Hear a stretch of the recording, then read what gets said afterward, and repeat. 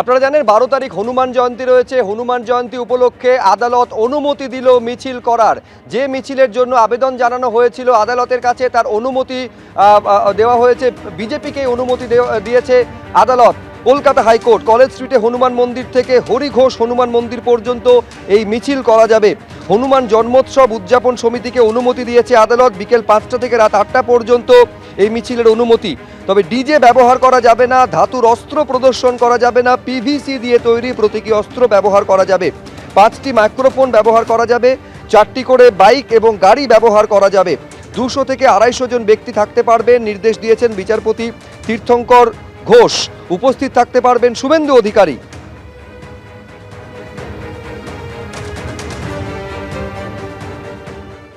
একেবারে গতকাল চাকরিহারারা যেভাবে আক্রান্ত হয়েছেন, পুলিশের দ্বারা আক্রান্ত হয়েছেন, লাঠিচার্জ থেকে লাঠিচার্জ কোনো কিছুই বাদ যায়নি, তার প্রতিবাদ এবং রীতিমতন বিস্ময়কর যেটা আমি দেখছিলাম যে 8 থেকে 80 সমাজের বিভিন্ন স্তরের মানুষ তাদের প্রতিবাদে সুরে সুর মিলিয়ে আজকে পায়ে পা মিলিয়েছেন। সুকান্ত,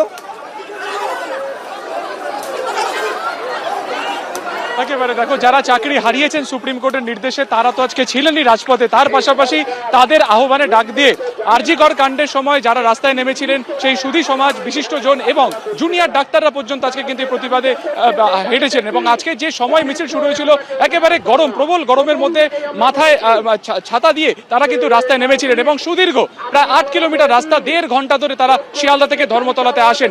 ডরিনা ক্রসিং এ তারা বেশ কিছুক্ষণ বসেন এবং এই মুহূর্তে দাঁড়িয়ে তোমাকে একবার ছবিটা সরাসরি এমন জানা দেখাবে, লাইন দিয়ে পরপর যাদেরকে তুমি বসে থাকতে দেখছো তারা এই সুপ্রিম কোর্টের নির্দেশে যারা চাকরি হারিয়েছেন। এবং গতকালকে কসবা ঘটনাতে যে ঘটনা ঘটেছে, যেখানে পুলিশ অকথ্য অত্যাচার করেছে, একেবারে তাদের আগেই কিন্তু সুপ্রিম কোর্টের নির্দেশে পেটে লাথি পড়েছিল। কিন্তু গতকালকে তারা যেটা দেখেন যে তারা প্রতিবাদ করতে গিয়ে তাদের কিন্তু কার্যত পুলিশের লাথিও খেতে হয়েছে এবং সেই প্রতিবাদে তারা কিন্তু এই মুহূর্তে একেবারে রাস্তায় বসে আছেন। এবং আজকে ঠিক এই জায়গা থেকে এই আন্দোলনের পরবর্তী কি রণকৌশল হবে সেটা তো ঠিক হবে। আমাদের সাথে একজন চাকরিহারা রয়েছেন। ইতিমধ্যে কলকাতা পুলিশের তরফে একাধিক পোস্ট ভিডিও তারা সামনে আনছেন, যেখানে বলা হচ্ছে যে আপনারাই প্রভোকেশন দিয়েছেন, আপনারাই পেট্রোল দিয়ে জ্বালিয়ে দেওয়ার কথা বলেছেন, আপনাদের বিরুদ্ধে 2টি এফআইআরও করা হয়েছে। কি বল? দেখুন, পুলিশ এখন নিজের মুখ লজ্জা লুকানোর জন্য বিভিন্ন প্রকার কৌশল নেবে। আমরা যোগ্য শিক্ষক শিক্ষিকা, আমরা কখনোই কোনো প্রকার হিংসাশ্রয়ী আন্দোলনও করতে রাজি নই বা করেছিলাম না, তখন নরমপন্থী আন্দোলন একদমই ছিল। সুতরাং আমাদের কখনোই কোনো উদ্দেশ্য নয় কোনো পেট্রোল দিয়ে জ্বালানো বা কিছু। আমাদের একটাই দাবি, ওএমআর ইমেজ প্রকাশ করা, এটাই আমাদের সুস্পষ্ট দাবি। এখনো পর্যন্ত স্টিল নাও সেটা চেয়ারম্যান সাহেব ও তথ্য সূত্র মারফত জানা যাচ্ছে যে প্রকাশ করা সম্ভব। সুতরাং এটা প্রকাশ করে দিক। এটাকে নিয়ে তো জলঘোলা কেন করছে? বিষয়টা হচ্ছে যে ওএমআর ইমেজ প্রকাশ না করে নানা রকম তালবাহানা দিয়ে একটা রাজনীতি করা। এই রাজনীতি বন্ধ করুন, ওএমআর ইমেজ প্রকাশ করুন, যোগ্য শিক্ষকরা যোগ্যভাবে বিদ্যালয়ে পৌঁছাক। আপনাদের একটি কর্মসূচি আজকে হলো, আগামীকাল আপনাদের এসএসসি অভিযান রয়েছে, সেখানে কি অনির্দিষ্টকালের জন্য আপনারা বসবেন অবস্থান?